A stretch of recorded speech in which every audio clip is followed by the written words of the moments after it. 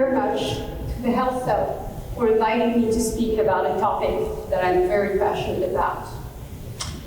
Artificial intelligence, or AI, has the ability to do certain tasks better than human. And I am talking about these very tedious, time-consuming tasks, and by automating them, it's going to free up doctors' time to take care of their patient and do more research. Tonight, I'm going to tell you about a particular challenge we participated in.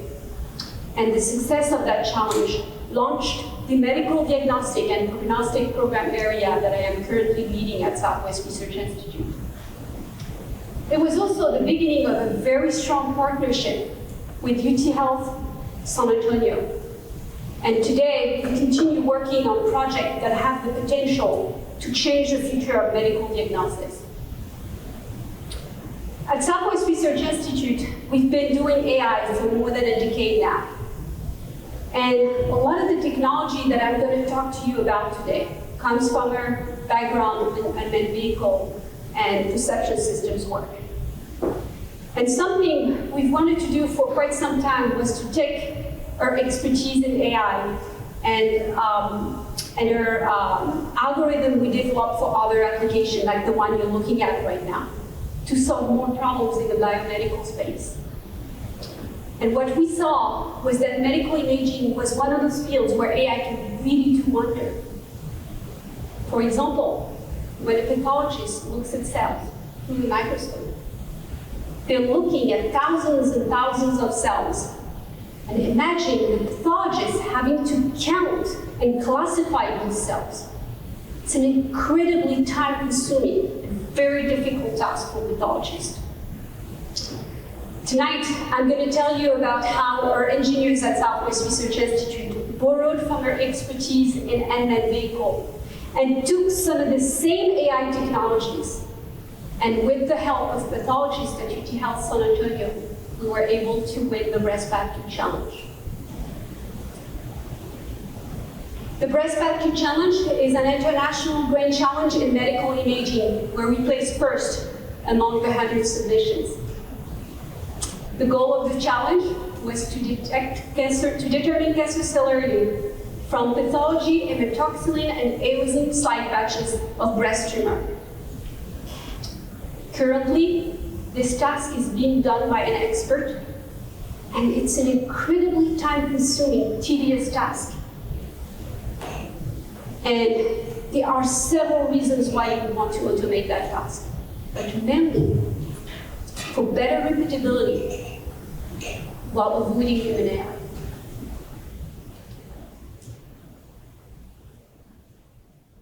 What you're looking at right now is the algorithm processing the entire slide. As you can see, it is very fast. It's taking a few seconds for the computer to process this slide, what would take hours and hours for a pathologist to do.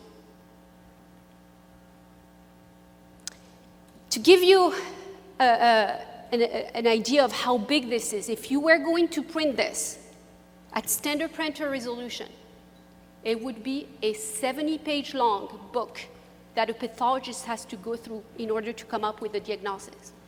And every square you're looking at is a 512 by 512 image, and there are about 8,000 of these in one slide.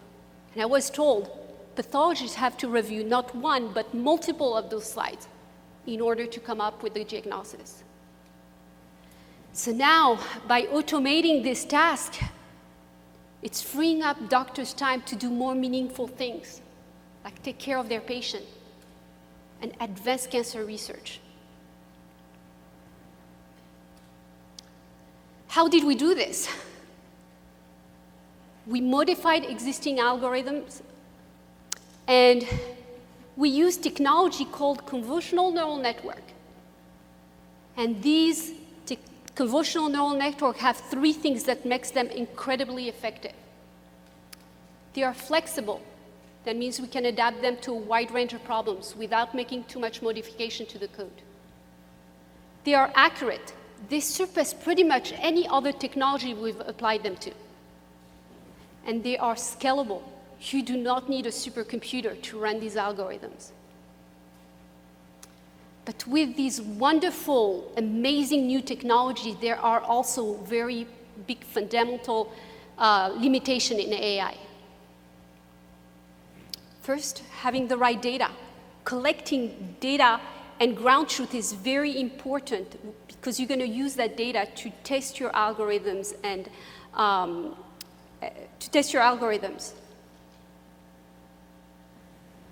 Another thing is it is also a feed-forward technology. That means there's no introspection that goes into it. You can't really explain how you got to this a certain result. And with that comes the problem of trust. How are you going to trust AI if you can't explain it? And especially in a field as important as medicine. I believe our success story is an example of how we were able to fuse AI expertise and domain expertise to solve a very particular problem in medicine. After the Breast PATQ Challenge, we continue working together with our collaborators at UT Health San Antonio. We're using AI to automate the process of counting and classifying the hormone receptor status, which is a very important step in effectively treating breast cancer. Recently, we also received funding from the San Antonio Medical Foundation to use AI to improve speed, accuracy of cancer detection. We also recently partnered with the Mace Cancer Center to use AI to identify polyploid cells. These cells are treatment-induced with more than one chromosome, and they're often formed during chemotherapy. We're using AI to determine the effectiveness of the drug and the severity of the polyploid cell, so to conclude what's the best treatment option for the patient. So as you can see, we're doing some pretty amazing things here in our community. We are working on projects that have the potential to really change the future of medical diagnostic, and we are just getting started. Thank you.